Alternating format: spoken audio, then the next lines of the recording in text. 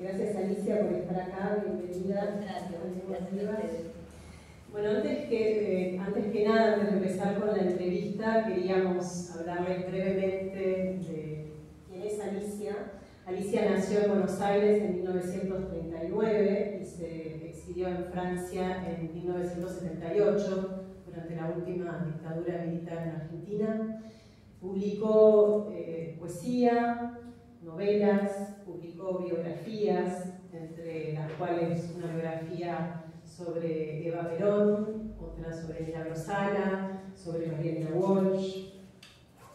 Y bueno, hoy está en Buenos Aires, ella vive actualmente en París, pero está en Buenos Aires para la presentación de su último libro, Andanzas, publicado por la editorial Equidistancias. El libro fue presentado este martes, ¿no? En la Feria del Libro.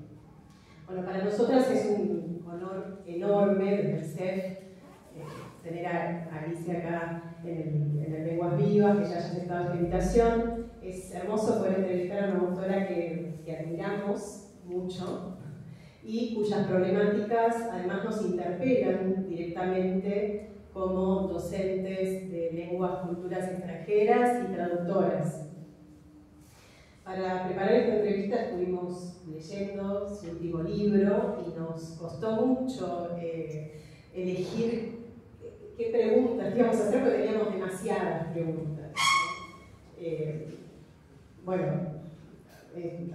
hay muchos tópicos distintos que nos interesan en tu obra, que son la migración, el árbol genealógico, los antepasados, la identidad, la lengua, los viajes, la escritura, pero bueno, tuvimos que elegir en función de ejes que pensamos que tienen que ver con cuestiones que nos atraviesan acá también en las lenguas. Entonces los ejes que vamos a abordar en esta entrevista van a ir en torno a las lenguas de escritura, a las distintas dimensiones de la identidad, a la relación con el mundo editorial, la relación con la traducción, y te vamos a preguntar también sobre la escritura del género biográfico y, bueno, por supuesto también sobre el último libro, Andanzas. Así que bueno, podemos empezar. Bueno, son un montón de temas que van a aparecer. No sé si se escucha bien, ¿sí? ¿No?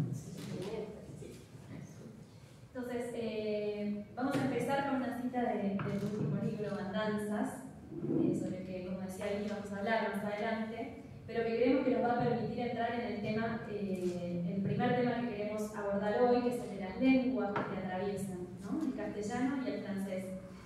En la segunda parte de las tres que componen este libro autobiográfico, Las Perlas Rojas, afirmas: solo al alejarme de la Argentina me aproximé a mí. Resultar alguien con dos lenguas me convirtió en yo. Siempre me había sentido extranjera sin razón a la vista. Ahora, en el extranjero, la tenía. Era extranjera. Así que la pregunta con la que vamos a lanzar este tema es: ¿por qué el bilingüismo fue constitutivo para vos?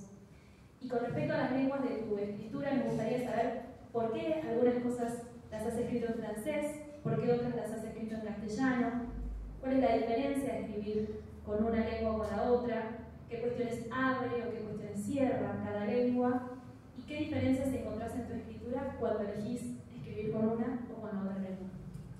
Claro, el bilingüismo fue constitutivo porque yo tengo una especie de división, no de la personalidad, pero división identitaria natal, ¿no? Soy judía por mi padre, no judía por mi madre. Había una identidad muy clara en mi familia, en mi casa, cuando yo era chica, es decir, que si no había una identidad étnica o religiosa o como se le llame, había una identidad política porque mis padres eran comunistas y mi madre me transmitía eso con un enorme orgullo. Mi padre estuvo preso en la cárcel de Neuquén desde el 43 al 45 y yo lo fui a visitar a la cárcel, yo tenía 5 años y todo eso me llenaba de orgullo. Hasta el momento en el que, curiosamente, en el año 1946, suceden dos elementos que me dejan perpleja. Ya no tuve a partir de ese momento el medio social político que rodeaba a mis padres, porque mis padres se fueron del Partido Comunista a causa del estalinismo, a causa de los crímenes de Stalin. Es decir, que a partir de ahí ya eso yo no era, porque yo de chiquita en el colegio decía, de este tamaño, soy atea y comunista y mi papá está preso en Neuquén, éxito asegurado con la maestra del colegio. Bueno, y al mismo tiempo fue el momento en el que Perón instauró la enseñanza religiosa en las escuelas, lo cual dividió a las chicas en dos. Es decir, que las que se quedaban adentro eran católicas, las que nos íbamos al patio porque no había ni siquiera un aula, se suponía que eran judías, y las chicas me preguntaban, ¿vos sos judías? Y sí, me preguntaron a mí y yo no sabía. Realmente no sabía porque no era un tema que interesara en una familia de comunistas. Entonces llegué a mi casa, le pregunté a mi padre, bueno, soy judía, no soy judía, y él me contestó, yo soy judío, pero tu mamá no. Y en mi oído infantil eso quedó como, yo era hija de un judío y de una no. Bueno, era mucho para una chica de 6, 7 años, lo cual me creó una especie de estado de pregunta permanente. Me parece que de todas maneras la pregunta permanente es profundamente judía. Entonces, ¿por qué al llegar a un país en el que se habla otra lengua es como si yo juntara mis pedazos? No es que haya juntado mis pedazos, me convierto en más yo de lo que era, porque todo eso que les estoy contando es una especie de exilio natal. Yo no sabía muy bien quién era, no tenía cómo saberlo, sino que el bilingüismo era la forma verbal de esta división en la que había crecido, en la que había desarrollado. La otra pregunta tuya, porque las hiciste todas juntas, según creo, ¿cuál es la diferencia entre escribir en francés y en castellano? Bueno, es una diferencia, digamos, literalmente visceral. Yo siento el castellano, nunca decíamos español, mi mamá era profesora de castellano, lo siento como una herencia de la que estoy inmensamente orgullosa. Mi mamá venía de una vieja familia no judía, mi mamá la que era no, en una vieja familia donde se hablaba muy bien, que había pasado por Cantabria originariamente, muy llegados al país muy temprano, y después a Paraná. Entonces era una lengua rica, sabrosa, que se había cocinado a lo largo de los siglos y que yo utilizo y con la que yo me divierto mucho al escribir, gozo mucho. Es una lengua materna realmente en el sentido visceral de la palabra, por lo cual es la lengua que utilizo para escribir novela, empecé con la poesía. Y el francés es otro pedazo de mi cabeza. En francés no me divierto, no disfruto, pero pienso y organizo mi pensamiento de otra manera. El francés me sirvió enormemente, yo creo, sin por eso paralizar todo el exceso barroco que es mi escritura en castellano, me enseñó a organizar el pensamiento de otra manera. Cuando llegué a Francia empecé a escribir o tratar de escribir en francés porque era indispensable hacerlo para hacer periodismo. Entonces los correctores, porque al principio había que corregirme bastante, ahora casi nada, me hacían una pregunta para mí muy extraña. ¿Y esta idea de dónde sale? Bueno, qué sé yo dónde sale esta idea, salió, porque es cierto que en Argentina nos formulamos mucho menos esa pregunta. Ahora he comprendido a lo largo del tiempo que es muy útil organizar el pensamiento, cosa que cualquier pibe que ha hecho el bachillerato francés lo tiene interiorizado. Mis nietas tienen el BAC y cuando mi nieta mayor fue a estudiar a España, ella les decía a los profesores españoles, ¿no? Bueno, ahora voy a desarrollar este tema en 3 partes, 1, 2, 3. Y los profesores españoles se quedaban muy asombrados y un día uno le dijo, pero Diana, ¿y por qué dices siempre lo mismo? Dividido en 3 partes. Y ella le dijo, bueno, porque es lo que nos han enseñado en el bachillerato francés. Es extraordinariamente útil. Eso me ha llevado a que yo pudiera escribir ensayo en francés, biografías en francés, pero jamás una novela. Sí pude incursionar en cuentos para chicos y en francés, o en esa especie de género incierto que es la novela para adolescentes, porque es es muy difícil saber qué le puede interesar a un adolescente. En todo caso, sí publiqué una en una página, Page Blanche de Picalimar, muy linda, una novela para adolescentes, supuestamente, un adolescente puede leer cualquier cosa, pero bueno, ahí el género novela para adolescente existe. Pero jamás hubiera podido ni querido escribir una novela para mí, una novela para adultos, para gente de mi edad, una novela en francés, porque es como si los dos idiomas cohabitaran en mí, pero ocuparan distintas partes de mi cabeza, ¿no? Y hasta de mi cuerpo. Entonces sí, la diferencia entre la biografía y la novela es enorme en sí misma, independientemente del hecho de existir en un idioma u otro, porque como biógrafa yo no tengo derecho a entrar en la cabeza de mi personaje, tengo que respetar una distancia. Yo no puedo decir, como biógrafa de Eva Perón, Evita pensó y sintió esto y esto, sino tengo que decir, de acuerdo con tales y tales elementos, se puede pensar que Evita pensó y sintió esto. Mientras que como novelista, aún como autora de novelas históricas, muchas novelas históricas, sí me puedo meter en la cabeza del personaje. Es decir, que la diferencia está, de todas maneras, entre la novela y la biografía es inmensa, y la diferencia entre escribir en francés y en español para mí es muy grande. El francés es la lengua de mi placer, de mi diversión, de mi mamá, de mi infancia, y el francés es la lengua del pensamiento.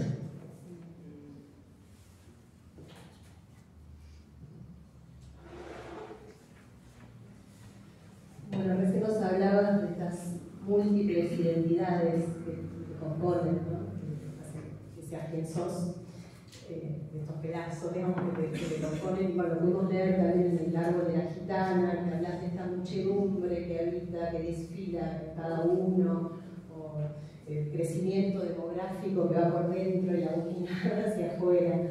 Queríamos preguntarte cómo este tema de la identidad aparece concretamente en tu obra, los distintos géneros que has escrito. En mi obra en general o en la danza, bueno, aparecen todas en realidad, porque todos estos personajes de los que les he estado hablando, tanto personajes de biografías como de novelas históricas o de base histórica, comparten conmigo, si no hubiera podido elegirlas, en general son mujeres, o ellas no me hubieran podido elegir a mí, porque a veces uno siente que el personaje lo elige a uno, la elige a una. Comparten la doble identidad o la triple o la cuádruple identidad, comparten el hecho de no saber con supuesta certeza quién es uno, de no considerar que el sillón en el que está sentado le pertenece, el país en el que vive le pertenece. Es decir, comparten la incertidumbre, que me parece que es mi propia identidad, ¿no? Entonces sí, toda mi obra biográfica, autobiográfica y novelística, que son novelas históricas con personajes que tienen esa doble identidad, sí, comparten lo mismo, ese tema de la división por el medio. Yo veo que acá tenés, por ejemplo, una novela mía sobre Teresa de Ávila. Bueno, podrían preguntarse, como hija de comunistas, ¿qué estoy haciendo yo con Teresa de Ávila? Bueno, sí, mucho. Primero porque el tema del éxtasis me interesó desde mi juventud. Y el éxtasis no solamente lo conocen los santos, lo conoce cualquiera que tenga un momento de plenitud absoluta, como tuve yo de repente en un parque de Buenos Aires a los 18 años. Bueno, pero además, al descubrir que después hice un curso de mística en la Facultad de Filosofía y Letras de Buenos Aires con Vicente Fatone, y me fascinó el personaje de Teresa, pero además ella compartía conmigo, cuando lo descubrí pensé, ella va a ser otro de los personajes, el hecho de su doble identidad. Teresa era de madre cristiana y de padre judío torturado de algún modo por la Inquisición en la ciudad de Toledo. Es decir, obligado a recorrer las calles de Toledo descalzo con San Benito, con él, es decir, en medio de la humillación y el pueblo que le tiraba basura. Bueno, Teresa tenía esa división interna y y lo sabía muy bien. Entonces, claramente era un personaje que parecía estarme designado, pero en otros casos, como Anita Garibaldi, la brasileña del sur de Brasil, que siguió este pelirrojo maravilloso que fue Garibaldi, ella tenía una doble identidad, ya de por sí era mestiza y después lo siguió a él a Italia, y bueno, ya era entre brasileña e italiana, o la Madama Lynch de la Guerra de Paraguay, irlandesa, que se va al Paraguay siguiendo a Solano López y que participa en la horrenda Guerra de Paraguay, que era la que llamaba la Guerra de la Triple Infamia, y también ella nunca supo que era ser irlandesa, pero criada en Francia y casada con un francés, pero formó parte del pueblo paraguayo, además de un sentido. Bueno, son todos personajes dobles, es decir, que ese tema de la identidad dividida o multiplicada está en toda mi obra, y una de las frases que yo cito al comienzo, La Luz de la Gitana, de Calatín Ortiz, que era primo de mi mamá, me parece que tiene que ver con eso, ¿no? El hombre porteño, bueno, él decía el hombre porque en aquella época se decía el hombre como ser humano, el hombre porteño tiene una muchedumbre en el alma, y eso es exactamente lo que yo he sentido muy a menudo y sigo sintiendo.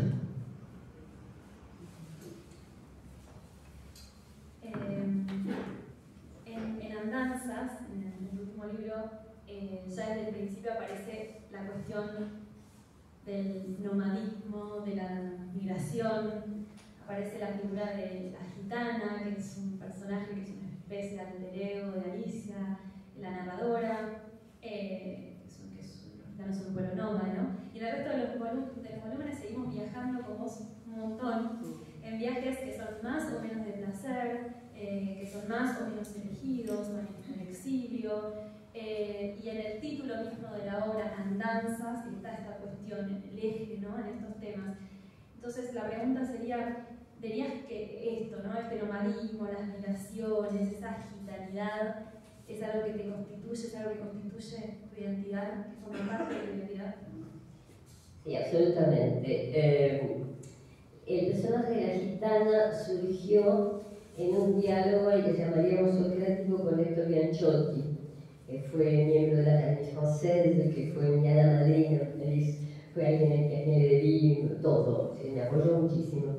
Entonces, él había leído La Luz de la Gitana, ciertos capítulos, y me había dicho, mira, la escritura me parece maravillosa, etc. Pero falta la construcción. Entonces, fuimos entendiendo de a dos, eso es muy importante cuando uno escribe, tener la mirada de otro, ¿no? Sobre todo un lector, no es solamente escritor, sino un lector de una sutileza como la de Héctor Bianchotti.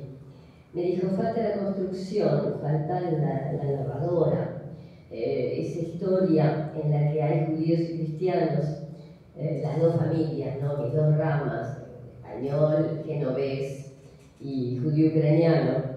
No lo podría contar, me preguntaba, una de tus abuelas, y yo digo, no, porque mi abuela judía no podía conocer las historias de otro lado y viceversa. Y yo me oí decirle, es decir, realmente, ¿sabes? Me salió en el diálogo, durante el diálogo, no, es una gitana la que cuenta todo esto. Y Héctor me preguntó, ¿pero vos conocés a una gitana? Y yo me oí contestarle, no, yo tengo una gitana dentro. Y ahí me di cuenta de hasta qué punto el momento en el que uno se va, pero no de viaje turístico, el momento en el que uno... Disculpen, me dio un pequeño mareo. El momento en el que uno... no pasa nada. El momento en el que uno arma su valija para irse, para exiliarse, y en que tiene la impresión, la clara sensación de que ese exilio va a ser definitivo, ¿qué pongo en la valija? Es como si se preguntara cuál va a ser la primera frase de una novela, ¿no? En ese momento está todo dicho, ¿qué pongo en la valija? Y en ese momento empezó mi nomadismo. ¿Qué pongo? Pongo recuerdos de mi infancia, los cuadernos de la nena, porque yo viajé sola en el 78, después de haber trabajado en el diario La Opinión, bastante rápido en la Argentina, pongo cosas prácticas, bueno, qué poner en la valija es ya empezar como los inmigrantes que venían con el bolso del hombro, ¿no? ¿Qué pongo uno en ese primer y definitivo equipaje que una vez que uno ha comenzado a hacerlo no cierra nunca? Y además, en ese momento, en el momento en el que yo me convierto en una inmigrante, se me cae encima la historia de todos mis antepasados inmigrantes, como cualquier argentina, como muchos argentinos, no todos, para nada, no todos los argentinos bajaron del barco, según dice el célebre e injusto chiste de todos conocidos, muchos que estaban acá antes de los barcos, pero bueno, muchos argentinos somos de inmigrante, y en ese momento me llegan a la memoria las historias de mi madre era escritora, Alicia Ortiz, una escritora feminista, comunista, que se fue del partido junto con mi padre en el 46, y que era la verdadera narradora. La gitana fue una narradora interna, pero mi mamá estaba ahí afuera y me contaba las historias de su familia genovesa, un marino genovés que llegó en 1826,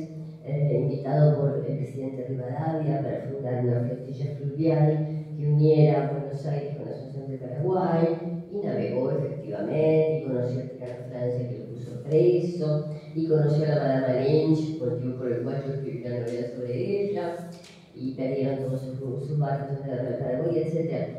Había historias de antepasados muy coloridas, que eran como si ya estuvieran contadas. No solo que me las contaba mi mamá con muchos colores, sino que eran historias que inevitablemente tenían que convertirme en novelista, ¿no? Entonces ahí estuvo la conjunción entre el hecho de que yo estaba armando la valija para siempre, de que esa valija nunca se iba a cerrar del todo, y de que además yo cargaba con memorias de viajeros de distintas épocas y países, mis abuelos que vinieron de Mogilev Podolsky en Ucrania. Bueno, y después, años después, decidí, en la medida de lo posible, hacer algunos de estos viajes, ¿no? Entonces, entre todas las cosas que le debo a Francia, le debí una misión Stendhal, que es una beca para ir a un lugar que me elige para hacer una investigación con vistas a un libro. Entonces pedí ir al pueblo natal de mis abuelos. Mi padre era muy incierto en la definición de cuál era el lugar natal. Eso es muy corriente entre los judíos de Europa del Este porque las fronteras eran inciertas, ¿no? Los polacos se acostaban siendo miembros del Imperio Ruso y se despertaban formando parte del Imperio Austrohúngaro. Bueno, fronteras inciertas. Entonces mi padre hacía este gesto. Yo decía, ¿pero dónde era? Y bueno, Besarabia. Y hacía así, bueno, es difícil tomarse un avión ahí, ¿no? Y efectivamente, antes de tomarme ese avión, decidí ir a lo que mi padre llamaba la capital de Besarabia, Kishinev, en rumano, en moldavo, Chisinau. Hablé con un grupo de judíos rusos y uno de ellos además después iba a ir a Rusia, y uno de ellos me dijo, no, pero nunca va a poder llegar a Besarabia realmente en lo geográfico, porque Besarabia no era un lugar, era un estado de ánimo. Bueno, tomarse el avión en un estado de ánimo efectivamente era difícil, pero es lo que hice, y entonces fui al pueblito natal, y me encontré con cosas que yo no sabía en esos años, 2005. Yo todavía no sabía lo que había sido la Shoah por balas. No he oído hablar de Auschwitz, de la Shoah por gas, pero por balas en el 2005 todavía no sabía.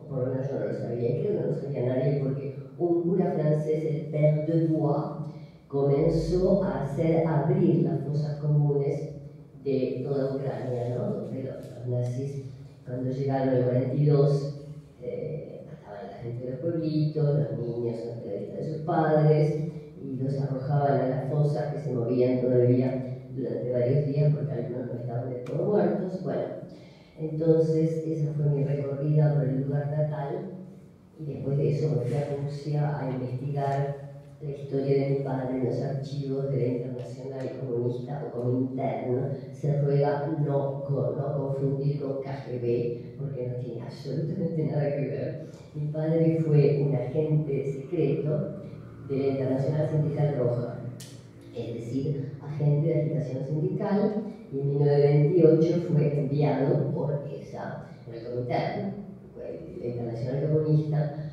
a Montevideo para organizar el Buró Sudamericano de la Internacional Sindical Roja. Hizo algunas pequeñas revoluciones en Bolivia, en Perú, participó de la columna de Prestes en Brasil. Bueno, si todo eso no me convertía en novelista, había que matarme.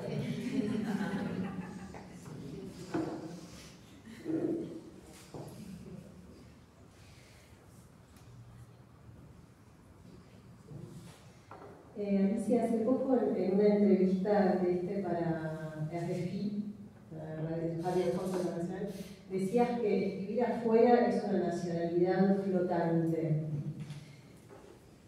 Te queríamos preguntar entonces cómo es escribir afuera y hacerse un lugar en el mundo editorial y entre el lectorado argentino. ¿Cuál es la mirada que recibe el que escribe desde afuera? ¿Te refieres solamente al mundo editorial argentino o también francés? También francés. Claro, no, con respecto al mundo editorial francés, yo viví un milagro, porque llegué con 2 valijitas, 2.000 francos que me dio la embajada francesa y una nena de 13 años, sin conocer a nadie. Y firmé mi primer contrato a los 6 meses de llegar con el Mercure de France. Para mí era el colmo, parecía lo más prestigioso del mundo y lo es, porque es el grupo Gallimard. Y a partir de ahí, en relación con el mundo editorial francés, empezó una vida de altibajos, en la montaña rusa, momentos fantásticos en los que, por ejemplo, publiqué en Grasset la biografía de Eva Perón, que se vendió en 22 países, tuvo 22 traducciones y montones de otras cosas, y momentos de tremendos bajones, porque es un poco difícil en cualquier país del mundo vivir de la escritura, es decir, que fue la montaña rusa. Y yo me acostumbré, además, es una gitana más aún, me acostumbré a preguntarme con gran curiosidad de qué iba a vivir la semana siguiente. A partir del momento de mi exilio, nunca más tuve una estabilidad laboral. En Argentina nadie tiene una estabilidad laboral, sobre todo cuando es periodista. Cuando me fui yo tenía 3 empleos en diarios diferentes, pero bueno, la aventura francesa fue más movida aún si cabe. Y con respecto al mundo editorial argentino, cuando yo me fui en el 78 había publicado 3 libritos de poesía muy leídos por mis tías, como sucede con los libros de poesía, y una primera novela, El buzón de la esquina, publicada por una pequeña editorial que era Arca de Montevideo, prestigiosa pequeña editorial, que se había instalado como Caricanto en Buenos Aires para poder publicar a Onetti, porque la dictadura uruguaya prohibía a Onetti. Entonces se instalaron en Buenos Aires para eso y me publicaron El buzón de la esquina. Mi segunda novela, ¿cómo se llamaba? El buzón de la esquina, El agujero en la tierra. Esa ya no salió acá, sino en Monte Ávila de Venezuela. Para ese momento yo ya estaba en Francia. Pero seguí publicando permanentemente en Argentina. Era una perfecta desconocida al principio, como le sucede a muchos. Seguí una trayectoria normal de una escritora argentina, aún estando lejos, ¿no?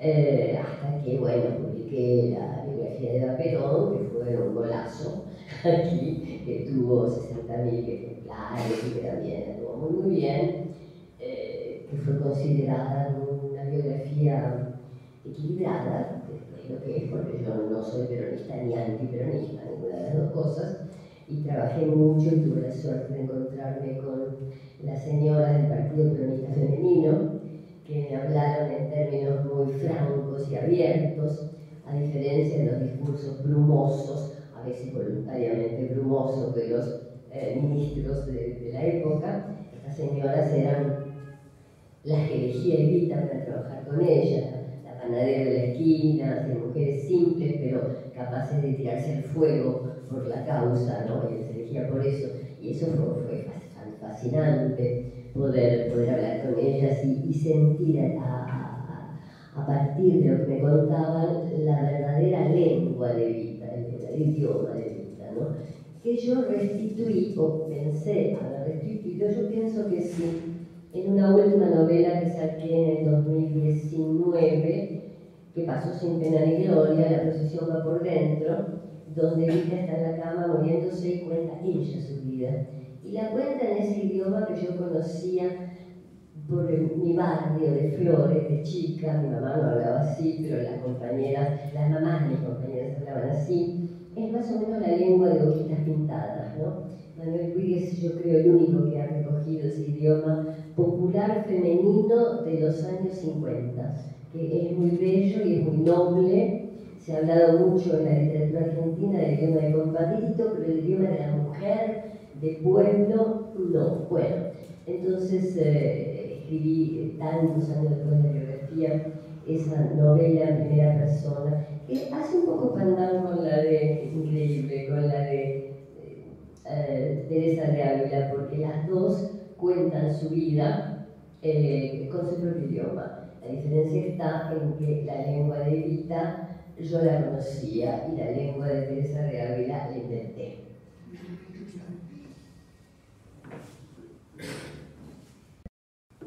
Y después de todo ese gran recorrido, digamos, en distintas publicaciones, en distintos lugares, en Francia, en Argentina, en Venezuela, bueno, todo esto llegamos a la última editorial que te publicó, que es Equidistancias, que te publicó este último libro, Andanzas, y que, como explicaba Andrés recién, tiene como lema el escribir afuera voces por el mundo, ¿no? Y que publica autores y autoras latinoamericanos que viven fuera de su país de origen. Y para cerrar este recorrido de tus editoriales y tus publicaciones, queríamos preguntarte cómo llegaste a esta editorial, que es una editorial pequeña, y qué cosas te llevan a elegir las editoriales con las que trabajas en general. Claro, esta editorial me contactó a partir de un lugar muy extraño donde yo no había estado nunca, que es Facebook, donde me metió mi nieta y que me encanta porque es un geriátrico, están toda mi generación íntegra hasta ahí, gente a la que yo había perdido de vista a causa del exilio, están ahí, o me entero que han muerto, pero solamente a partir de Facebook me puedo enterar, me escriben, me mandan corazoncitos, cosa muy argentina que me encanta, porque eso sí que en Francia corazoncitos a uno no le mandan, bueno, ahí sí. Y entonces estos editores me contactan para contactarme simplemente y me explican cuál es su idea. Y me parece fantástica su idea. Su idea es escribir afuera, como acaba de decir Andrés Taxil, el socio está en Londres. Escribir afuera es decir, está consagrada la editorial a los autores que escriben en castellano fuera de sus países de origen, y que no han sido olvidados en sus países de origen, pero les ha costado, les cuesta mucho hacerse traducir, hacerse aceptar en los países en los que viven. Esa era en cierto modo mi vida y en cierto modo no, porque de todas maneras, después de haber publicado aquí casi 40 libros, sí, todavía algunos se acuerdan de mí. Pero yo estaba en un momento de rabia, de mucha rabia. Tengo 84 años, no se nota, pero tengo 84 años. Y había editoriales que me proponían fechas de edición para Andanzas que me parecían absurdas, me parecían un chiste macabro. Por ejemplo, te vamos a sacar el libro dentro de 2 años. Estoy muy bien de salud, salvo el pequeño mareo que tuve recién, pero uno que sabe. Entonces, yo no tenía tiempo. Yo personalmente no tenía tiempo.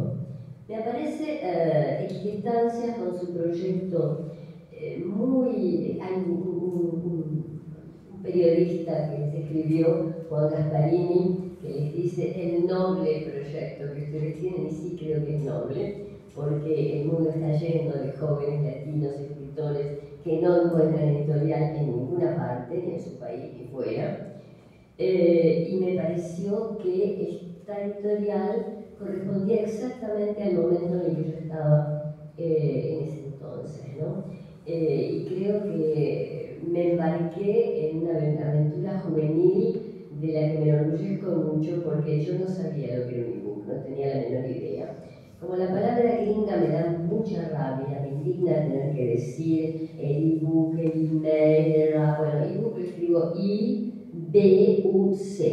Bueno, con ese pequeño detalle de capricho, el hecho es que creo que el ebook, por supuesto si se complementa, si uno lo desea, y uno lo desea mucho con el libro en papel, o sea que se puede hacer fácilmente, a pedido, el ebook puede solucionar problemas del mundo actual porque hay una crisis de papel mundial, hay una escasez mundial de papel.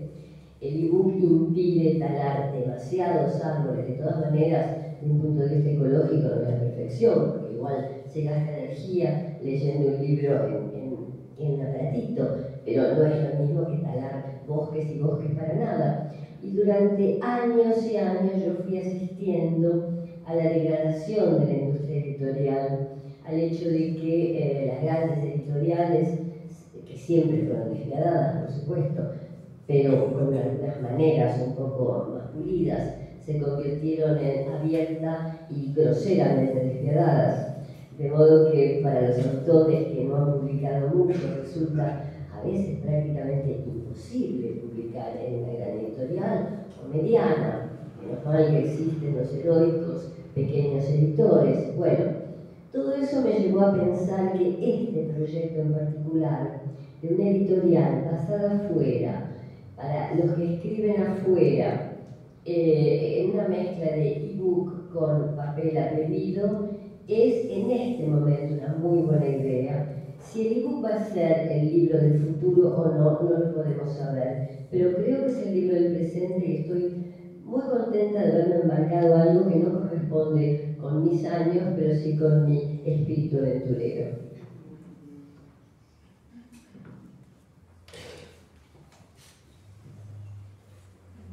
Bueno, sabes que acá en esta casa de estudios, en las lenguas vivas, tenemos 4 formaciones en traductorado, francés, alemán, inglés y portugués. Entonces también por eso te queríamos preguntar sobre tu relación con la traducción. Vos decías hace un rato, muchos de tus libros han sido traducidos en más de 20 idiomas. Te queríamos preguntar si tuviste la oportunidad de leer alguna de estas traducciones en las lenguas que conoces y si has tenido contacto con los traductores de tus obras durante el proceso de traducción. Finalmente, bueno, ¿qué pasa cuando la traducción se hace hacia una de las lenguas que te constituyen, es decir, el francés y el castellano? Claro, yo puedo leer una traducción al italiano, pero no la puedo corregir. En cambio, a veces para mi desgracia, puedo leer y corregir las traducciones al francés. Y menos mal, para mi desgracia, pero menos mal que lo puedo hacer, porque los errores son inevitables, ¿no? Los falsos sentidos, los momentos en los que uno piensa, pero Dios mío, yo esta frase en castellano la trabajé durante horas, no solamente por las palabras, sino por los silencios, por el goce de la pausa entre una coma y otra. Yo trabajo realmente, empecé siendo poeta, es así como trabajo, demoro mucho en cada, disfruto y demoro en cada frase, y después viene un traductor y le pasa una planadora por encima, y entonces eso cuando el sentido está respetado, pero a veces el sentido tampoco está respetado. Yo saco ahora, cuando vuelva a Francia, sale La Madama Lynch, en una pequeña editorial que se ocupa particularmente de libros latinoamericanos, y el traductor debe haber estado seriamente mareado cuando lo tradujo, porque de pronto lo que dice, la acción que revela, que refleja, es exactamente la contraria de la que yo he escrito. Por ejemplo, Alicia tomó agua y el traductor pone Alicia no tomó agua. Es decir, que ahí tuve que rehacer la traducción. En otros casos he tenido muchísimo más suerte, empezando con la primera de todas, que fue La Perfección. Dos traductores fueron La Perfección. La primera, El Buzón de la Esquina, esa pequeña novelita que saqué acá en Calicanto, y que fue el comienzo de mi carrerita en la edición francesa. Mi editor uruguayo le había mandado Edición de Femme, sin saber que es la editorial feminista, vio mujeres y bueno, la mandó. Y allí la novela fue dada a manos de Los Batallón. Los Batallón fue la gran traductora de Cortázar, entre otras cosas, de Feliberto Hernández. Y a ella le encantó la novela e hizo un bordadito, hizo una cosa en la que ella disfrutó de su lengua francesa exactamente como yo disfrutaba de mi lengua española, castellana, y nos hicimos muy amigas y esa, bueno, el único problema es el título, pero bueno, uno no puede elegir todo el título porque El Buzón de la Esquina era intraducible, ¿no? Generalmente el título siempre se cambia. Pero aquí Laure viene un día muerta de gusto y de alegría diciendo me encontré el título. Claro, El Buzón de la Esquina en francés sería La boîte aux lettres du coin de la rue. Realmente no es una maravilla como título.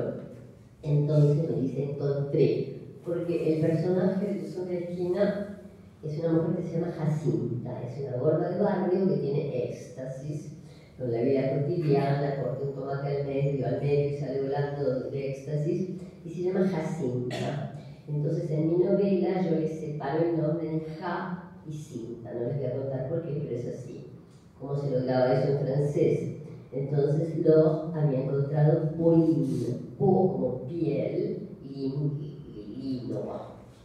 Pero eso no es grave, hasta ahora no es grave, lo grave es el título, porque entonces lo había encontrado. Todo esto se lo dije yo a ella, le estoy sacando el cuero después de eso, pero yo se lo dije. De todas maneras salió el título que ella había encontrado, La Bonne Paulina. Pero decía La Bonne en el sentido de qué, de la mucama, no, de la buena. No, me dice, lo que pasa es que vos no sabés griego. Hay un chiste que los estudiantes de griego hacíamos siempre en la facultad, que la bonne Pauline pis et caca dans la cage. Y eso quiere decir algo en griego que no sé qué es, pero los chicos estudiantes de griego se mataban de risa, evidentemente. Que la bonne Pauline hace pipí y caca en la estación, les hacía mucha gracia. Yo decía, no, pero vos sabés griego, por ahí hay algunas personas de tu generación, no de la mía, que saben griego, pero no me digas que eso es un buen título. Bueno, salió como la bonne Pauline. En otros casos siempre ha habido problemas con el título porque generalmente los títulos son intraducibles, ¿no? Pero sí, he intervenido siempre activamente, con mayor o menor éxito, en la traducción de todas mis novelas y de todas mis biografías al francés, porque había errores, había falsos sentidos y a veces no, pero a medida que yo tomaba más fe en mí misma en relación con mi conocimiento del francés, que al principio no era tan absoluto como ahora, me di cuenta de que yo podía meterme mucho más en lo que para mí es lo fundamental, que es la ondulación de la frase. Bueno, nos deja mucho que pensar sobre la relación que se puede establecer, ¿no?, los traductores y traductoras con los autores y autoras que traducimos, y está la posibilidad de contactar, que me parece lo más interesante de lo que decías. Ahora queríamos preguntarte un poco sobre lo que es la escritura de las biografías, que es un género que te convocó y que exploraste mucho, como decía Alicia al principio. Has escrito biografías de Marilyn Walsh, Maradona, Eva Perón, Tomás Márquez, Ariadna, Claire Sala, etc. De tu padre incluso, y finalmente tu propia autobiografía. Así que la pregunta es, ¿cómo llegaste a este género? ¿Y por qué suscita tanto interés y tiene un lugar tan preponderante en tu obra? ¿Y de qué modo o por qué elegiste esos personajes? Bueno, Mariana, son cosas distintas de cualquier modo. Mariana Walsh me llamó un mes antes de que yo me fuera definitivamente de Argentina, para pedirme que yo le ayudara con la historia de su vida, porque se la había pedido de una editorial española, Júcar, de Madrid, colección Los Juglares. Yo no la conocía mucho, pero ella me leía, estaba en la opinión con religio, lo cual era un honor insigne. Y entonces le dije, pero María Elena, yo me voy dentro de un mes. Y me dijo, bueno, no importa, dentro de un mes vivís cerca de mi casa, te venís todos los días, me haces preguntas. Entonces le hice una entrevista. Lo que pasa es que como yo siempre fui muy arrogante como periodista, y no solo como periodista, siempre hablaba como periodista, hablaba en primera persona, y lo que tendría que haber sido una entrevista a Marielena Walsh, tan importante, cosa que yo no era, pregunta-respuesta, no, se convirtió en una conversación, y a ella eso le gustó mucho. Entonces no es exactamente una biografía. Y lo de Maradona tampoco, eso fue cuando yo no sé nada de fútbol, durante el Mundial 90 lo descubrí a Maradona, de que yo ignoraba absolutamente la existencia, pero es increíble, pero así es. Lo vi llorar delante del canciller Kohl, vi que le habían dado el triunfo a Alemania, vi que los italianos se reían del himno argentino, no entendí nada, y me dio una especie de gran ataque patriótico maternal, y decidí irme a Nápoles a averiguar qué le había pasado, cuando ya Maradona se había vuelto a la Argentina vencido con una serie lleno de denuestos contra él y de cosas reales y no reales, pero en fin, estaba vencido en ese momento. Y entonces no es exactamente una biografía, parcialmente sí, pero es la historia de mi viaje a Nápoles y de cómo pude entrevistar, es decir, dar vuelta a la ciudad en 15 días, hablar con los tifosi de los barrios calientes a los que los choferes no me querían llevar porque decían que eran peligrosos. Para mí Nápoles nunca fue una ciudad peligrosa porque para los napolitanos yo soy la imagen exacta de la mamma. Entonces me decían, señora, le dijo 3 veces mi mamá, y yo a usted le cuento todo, y me contaban cosas extraordinarias, justamente porque yo no iba con cara de periodista piola que la sabe todas, sino de mamá. Bueno, pero no es una biografía. Como no lo es tampoco la de Milagro Sala, ahí me fui abandonando mi jardincito francés del centro de Francia, donde viví los últimos 11 años de mi vida. Me fui a ver a Milagro Sala, a la cárcel de Alto Comedero. Tampoco es una biografía, es una crónica. Pero tu pregunta era cómo los elijo, ¿no? O cómo me eligen ellos. Había otro elemento muy lindo en tu pregunta, házmela de nuevo. ¿Cómo llegaste a este género y por qué te interesa tanto? Claro, bueno, vamos a hacer una gran confesión. Llegué a este género, el de la biografía, a pesar de las diferencias, por el mismo motivo por el que llegué al género de la novela histórica, porque no tengo la menor imaginación para la trama. Yo creo que soy muy creativa escribiendo, con toda franqueza, que tengo una escritura personal, pero no me puedo sentar a pensar, bueno, a ver qué pasó, el muchacho conoció a la chica y le dijo, imposible. Lo que tiene para mí de extraordinaria la novela histórica o la biografía es que la historia está contada, y lo que yo tengo que hacer es algo que me produce el mismo placer, prácticamente sí el mismo, que el de la escritura, es hurgar por detrás de la realidad para ver qué pasó detrás del relato oficial. La investigación en sí misma es un placer para mí. Entonces, la historia ya está contada. Yo sé cómo terminó Anita Garibaldi. Terminó en una playa del Adriático, la entierran rápidamente porque ya viene el ejército austríaco. Garibaldi se escapa con los últimos sobrevivientes de su aventura de unificación de Italia, y Anita está enterrada rápidamente en la arena, ¿no? Y días después una nena ve una mano que sale de la arena.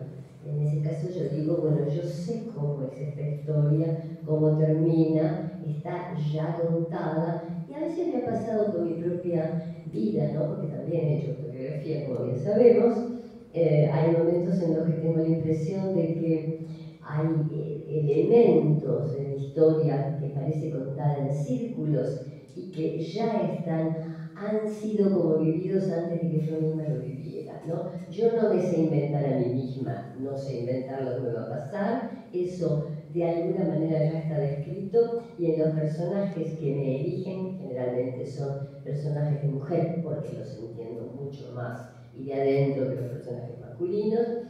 Sé que la historia ya está contada, lo que yo tengo que hacer es averiguar qué pasó realmente y, por supuesto, dedicarme a la tarea de escribirlas.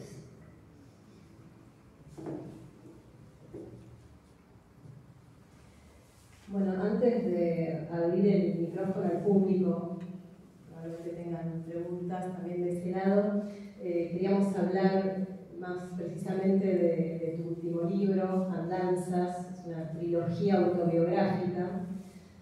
Las dos primeras partes de este libro, que son El árbol de la gitana y Las perlas rojas, los escribiste ya hace años. El primero fue publicado en 1991 y el segundo en el 2005.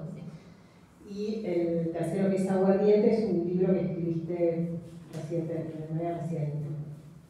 Lo que te queríamos preguntar es, bueno, ¿cómo fue el trabajo? Vos contabas en otras entrevistas que fue un trabajo de reescritura de los dos primeros libros, ¿no? ¿Cómo fue reencontrarte con estos libros? ¿Cómo fue ese proceso de reescritura? Y si al reescribirlos te reconociste en la escritora que fuiste en los años en los que escribiste esos libros. Claro. Esto está mal el libro, mira. Ahí está. Sí, yo publiqué El árbol de la gitana y después Las perlas rojas, y cada uno de esos dos libros fue escrito como un libro independiente y recibido por crítica, público, etc. Como un libro independiente. Eran dos libros separados. Aunque había repeticiones, aunque en Las perlas rojas yo volví a contar historias, como viví en castillos abandonados, en lugares increíbles de Francia, porque no me podía pagar el alquiler en París, entonces yo pedía a mi alrededor, no conocen una casita de campo donde yo pudiera irme a escribir, y me decían, muy a menudo me ha sucedido esto, parecía el destino, me decían, no, casita no, pero castillo sí. Y yo iba a parar a castillos increíbles, abandonados, en medio de un bosque, sola, a veces con perro, a veces sin perro, donde había afuera unos troncazos mojados por la lluvia que yo tenía que cargar sobre mis espaldas para subirlos al primer piso del ala de los nobles de un castillo del siglo XVI. Todo eso es real, sucedió. Evidentemente tenía que contarlo también como historia. Me perdí, había otra parte de la pregunta. Bueno, sí, fue escrito, fueron escritos esos dos libros sin darme cuenta, casi en absoluto, de que estaba contando historias por momentos bastante tristes y duras en relación con mi propia vida, porque esa mujer que tenía que calentar una chimenea con leños mojados, se divertía mucho de hacerla, pero no era fácil, y no era fácil llegar a Europa sola con una nena de 13 años, y nada fue fácil. Fue todo una mezcla de cosas al mismo tiempo fastuosas y difíciles, pero yo las escribí llevada por la embriaguez de la escritura. Embriaguez que hace, bueno, no está realmente borracha de palabras, entonces está escribiendo una historia dura que le ha sucedido y no la siente como dura ni como triste. Hasta que, cuando terminé Aguardiente, de que voy a hablar ahora porque para mí es lo más importante de todo, terminé Aguardiente y me di cuenta de que no era para nada un libro independiente de los otros dos, que se trataba de una trilogía, y que una trilogía no es poner juntitos un libro detrás de otro, sino que es decir, me obligaba a reescribir los dos primeros, y es ahí donde me di cuenta, por primera vez, agarrando el lapicito rojo como una maestra de escuela, con una distancia que al escribirlos no había tenido, porque estaba metida en el placer de contar, bueno, al corregir me di cuenta de que había detrás una historia que yo tapaba con humor y con placer, pero que era objetivamente por momentos muy dura. Y ahí me cayó encima el dolor, tantos años después, ¿no? Era importante también darse cuenta de que lo vivido no había sido fácil.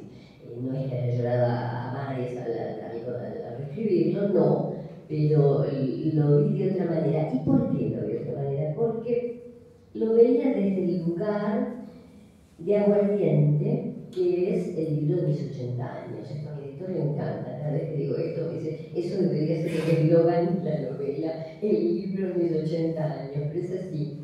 Desde otro lugar geográfico, porque yo me había instalado a vivir solita mi alma en un lugar que es el centro de Francia, que se llama el Berry, del que no sabía nada, salvo que Georges Sand era de ahí, y que yo había adorado la Petite Fadette. Bueno, yo adoraba a Georges Sand, mi mamá hablaba mucho de Georges Sand, bueno, Georges Sand estaba muy presente en esa elección.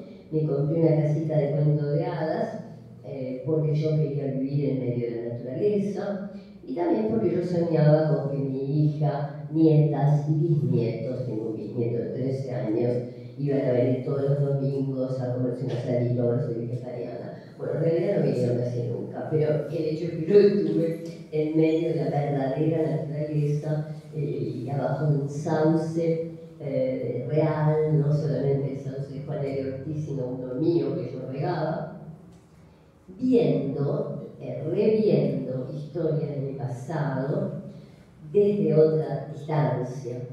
Y es una maravilla poder regresar por una parte a la poesía de los 20 años, porque yo era poeta de los 20 años, y a la vez regresar a las historias vividas, darme cuenta de que no todo fue tan divertido ni fácil como yo parecía creerlo en mis dos primeros libros, pero verlo con una distancia que también es un disfrute, otro disfrute, el del momento final. Parece increíble, pero así es. Hay un alejamiento, las cosas se van yendo, se ponen un poco más lejos, ¿no? Como la imagen de la Gioconda, lo digo porque es mi próximo libro, La Gioconda, y Leonardo la pinta envuelta en capas y capas de aire y con colores oscuros porque está lejos porque es una madre muerta. Bueno, uno empieza a ver su vida así y hay en eso también un enorme disfrute. Realmente todo eso que mencionás es lo que hablábamos con Victoria cuando preparábamos esta entrevista, lo fascinante que es ese recorrido para el lector, ¿no? De partir de esa primera novela del 91, que ya pasaron muchos años, y hacer todo ese recorrido donde se va viendo cómo se va recuperando la vida desde distintas perspectivas y siempre con una poética muy particular y muy hermosa. Así que, bueno, es un gran disfrute. Los que no lo leyeron, estamos invitándolos a que lo lean. Abrimos en este momento a preguntas que quizá puedan tener en el público. Levantan la mano y escuchamos el micrófono.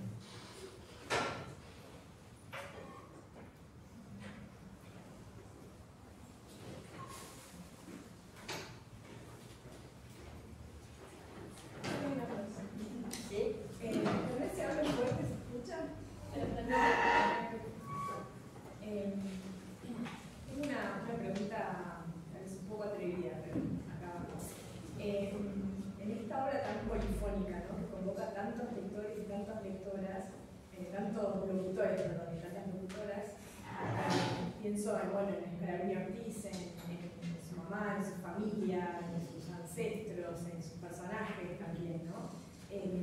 ¿Cuánto queda de estas voces convocadas en la construcción identitaria? ¿Cuánto queda de estas voces convocadas? Bueno, justamente nombraste a dos que son importantes.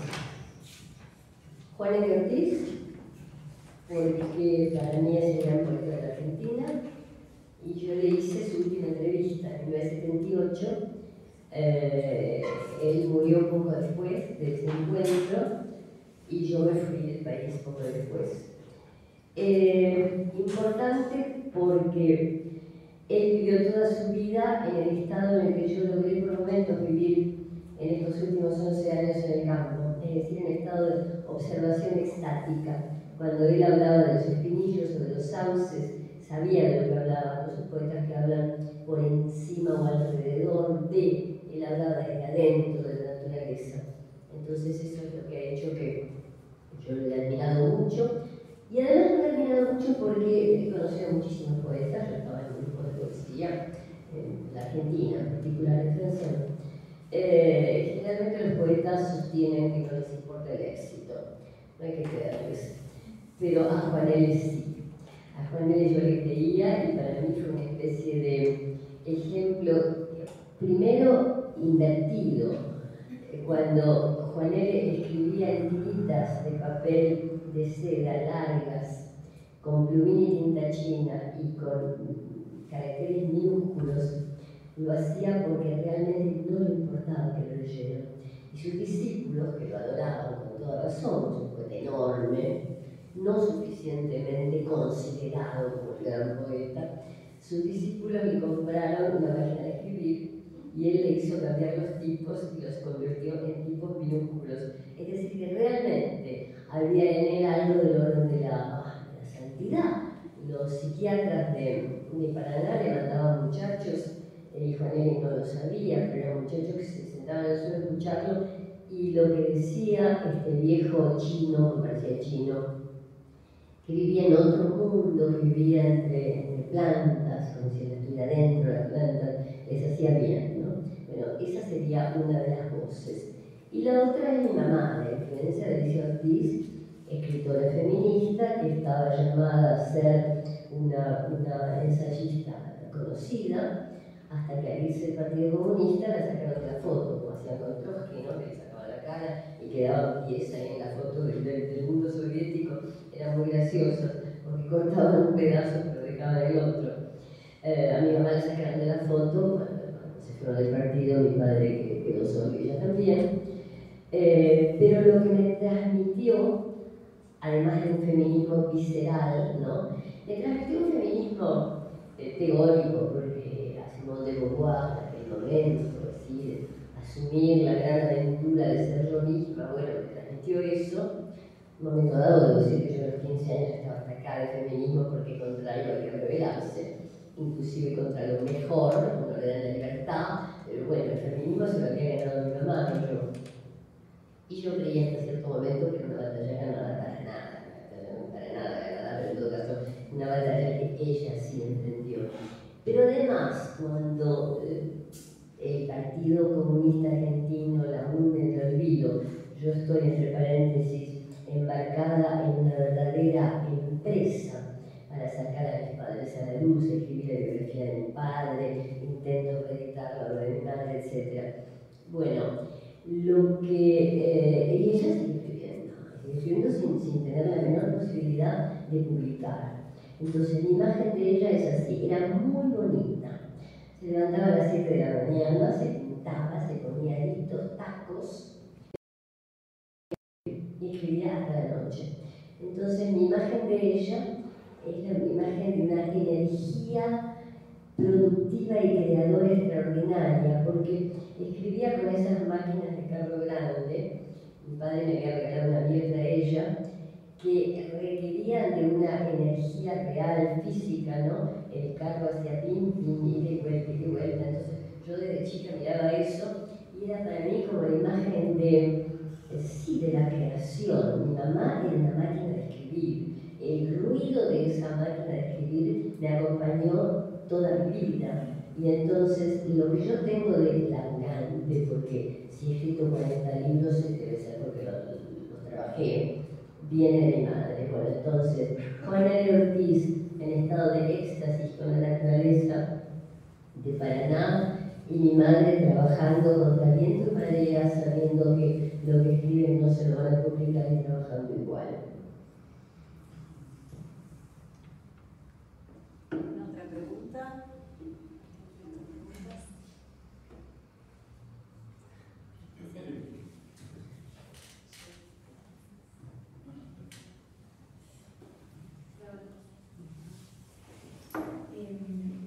Yo tengo una pregunta de pronto un poco íntima.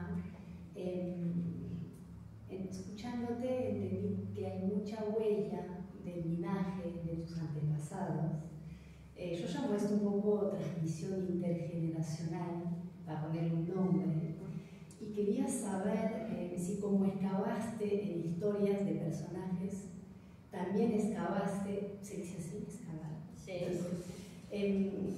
En tu propia historia, en tu propio linaje, y cómo viviste, si así fuese, esa trayectoria y cómo lo articulás con la escritura. No sé si se explica bien la pregunta, si se entiende, digamos. ¿En relación con las historias de los antepasados o con la lengua española? Las dos cosas. Bueno, con la lengua, no sé si lo dije ya, pero en todo caso, una de las grandes herencias de mi madre es esta lengua española rica, que se fue cocinando a lo largo de siglos, que venía de Cantabria. Yo no sabía que venía de Cantabria, pero después investigué y viajé, porque así como viajé al pueblito de Ucrania, también viajé a San Pedro de Romeral.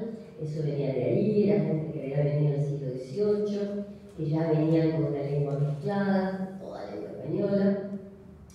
Y después eso pasó por Salta, después por Paraná, es decir, una lengua que se fue enriqueciendo, ¿no? Como decir, de lugar en lugar. Las mujeres de la familia de mi madre hablaban bien, con palabras viejas que ya no se usan, y con gracia. Era una lengua picante y sabrosa, es esa lengua la que yo me gusta de escribir, es la lengua heredada de mi mamá.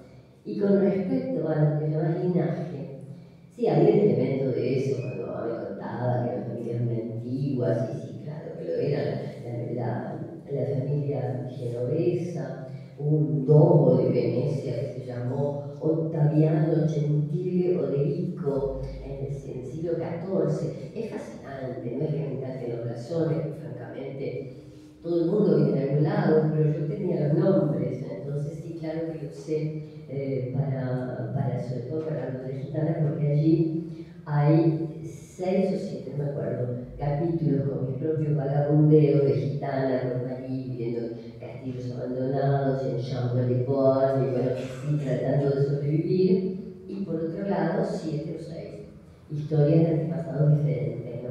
Cada una sucede en un lugar diferente y en un sitio diferente. Entonces, bueno, las historias de Ucrania, de mis abuelos que venían de esos pueblitos donde, donde vinieron huyendo de los pogroms, antes de que llegaran los nazis estaban ya los pogroms durante siglos, y todo eso mezclado. Hay uno de los epígrafes del libro que pertenece a una rabina francesa, una rabina liberal, Delphine Orlier, que es de una increíble apertura, que fue modelo, médica, bueno, y la frase es así: en hebreo la palabra vida no tiene singular, vida es en plural, y se considera además que esas vidas que todos tenemos, no una, sino muchas, ni siquiera son sucesivas sino simultáneas y están entretejidas como un tapiz. Y a mí me pareció que eso era la imagen exacta de lo que yo había vivido en forma personal, por todo lo que me sucedió y todo lo que me busqué, y en forma familiar, porque por casualidad me encontré como la heredera de una serie de historias muy diferentes, de antepasados muy diferentes, que de pronto en la vida real se hubieran peleado, porque entre los antepasados españoles son inquisidores y por el otro lado los judíos. Bueno, menos mal que no se encontraron en la vida real, sino en mis novelas. Allí no se pelearon, pero bueno, cohabitaron en esas páginas. Y sí, claro que heredé todo eso y yo no podía no transformarlo en escritura, simplemente no podía no. Hay un momento en la escritura en la que uno se dice: me gustaría mucho escribir sobre esto, me gustaría, tendría ganas. Solamente hay que comenzar a escribir cuando las ganas a uno le explotan. Eso lo decía Rilke, cuando la escritura se convierte en algo inevitable. Esta novela, Andanzas, para mí era inevitable, y lo es en la medida en que, sobre todo, Aguardiente, porque En Aguardiente estoy yo pasando horas abajo del sauce, horas abajo del sauce, porque da una imagen de mí que yo quería dejar. Yo soy considerada en general como la biógrafa de Perón, lo cual es una de mis imágenes, claro, por supuesto que sí. Trabajé mucho para eso y no reniego en absoluto. Pero toda esta otra parte de la mujer, bueno, sobre todo la mujer octogenaria, estática, que se queda horas mirando, a ver, contando, a ver cuántos petalitos tienen las flores y preguntándose por qué será que casi todas tienen 5. Bueno, quería dejar esa otra imagen de mí, era fundamental para mí poder terminar este libro y poder dejarlo publicado lo más pronto posible, cosa que conseguí gracias a la editorial Equidistancias. ¿Podríamos decir que era vital escribir ese libro? Sí, era vital. Era vital escribirlo, terminarlo. En un momento dado tuve terror de no tener tiempo de terminarlo y de no poder dejarlo publicado. De modo que ahora estoy tranquila. Parto hacia otro libro, sobre la Gioconda, por sobre la Gioconda recién, no es que no tenga más proyectos. En un momento dado, patética, me dije, este ni el último libro que hace, no hay último. Pero este era vital.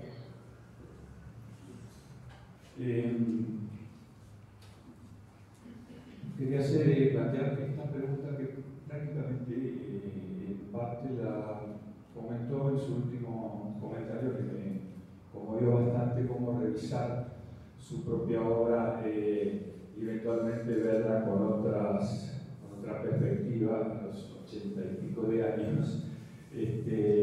Y si bien hay bastante información ahí sobre lo que usted percibe de su propia obra, yo quisiera plantear si no tiene la sensación de que al revisar aquello que se escribió, que por ahí uno ya se olvidó, aparecen rasgos olvidados que lo sigue sosteniendo y que sin embargo uno cree que son espontáneos, que son nuevos y sin embargo vienen de nuestros orígenes como un mandato, como una herencia o como una, no voy a decir condena porque sería muy negativo, sino como un destino que nos atraviesa por encima de la voluntad, o sea, aún hasta los 80 y pico de años.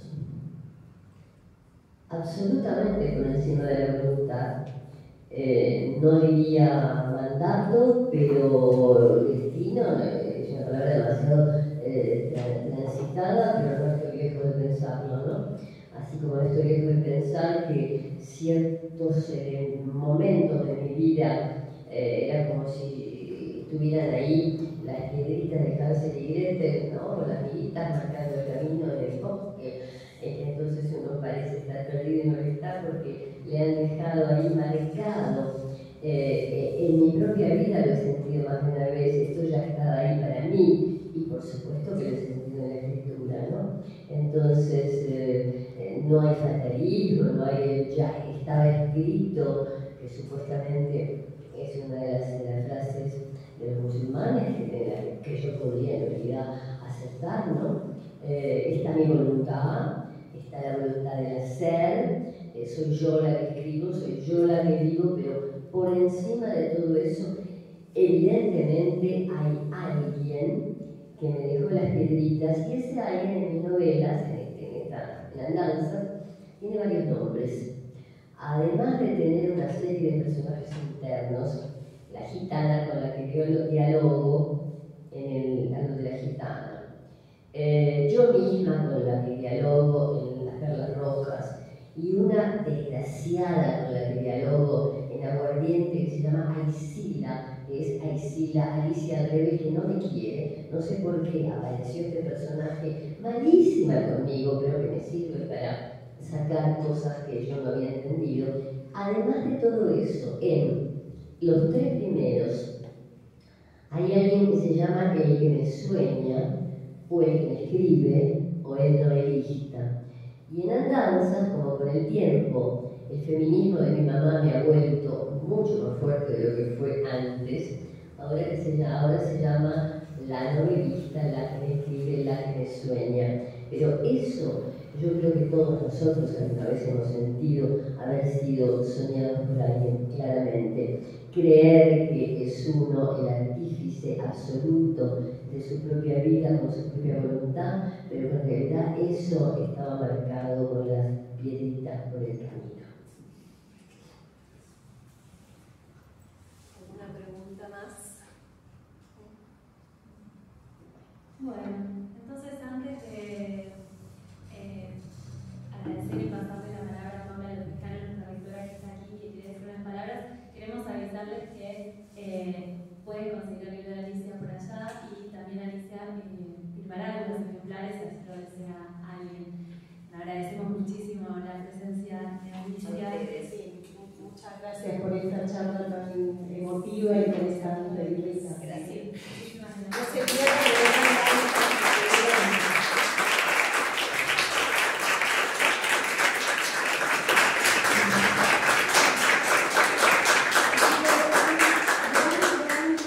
Un gran honor y una alegría esta fiesta de la palabra, porque si hay algo que nos transmitiste, Alicia, es ese amor por la palabra, por comunicar y sobre todo esta pasión por conocer quiénes somos, cómo vivimos a través del don de la palabra y entre lenguas, entre culturas. Y es tan importante este mensaje, tan nutricio para todos los que nos dedicamos a la enseñanza y a la traducción de lenguas. Ha sido, pero bueno, un banquete absolutamente inolvidable que quedará en los anales de lenguas. Así que de todo corazón, y bueno, llena de orgullo porque tus entrevistadoras son el presente y el futuro de lenguas, y ver este entusiasmo de nuestras nuevas profesoras y los estudiantes acá es realmente un gozo de compartir conocimiento intergeneracionalmente, ¿no? Que me parece una bendición en todo sentido. No soy muy religiosa, pero digamos, esto lo siento así, como una especie de regalo hermoso que hemos tenido de poder escucharte hoy y compartir todo esto. Me llena de mucha alegría, orgullo, y bueno, a ver si esto nos sigue inspirando para ser los grandes artífices de la palabra, como es nuestro mandato fundacional en esta casa, ¿no? A través de la enseñanza y de la traducción, transmitir esta alegría enorme de poder comunicarnos. Así que muchísimas gracias a Alicia, y queda en la historia de lenguas compartir esta vida dedicada a la palabra, ¿no? Realmente estoy muy emocionada, creo que todos lo están, y bueno, muchísimas gracias. Yo también estoy muy emocionada, realmente les agradezco enormemente el trabajo que han hecho las chicas y la escucha de todos ustedes, se los agradezco mucho. Es muy conmovedor.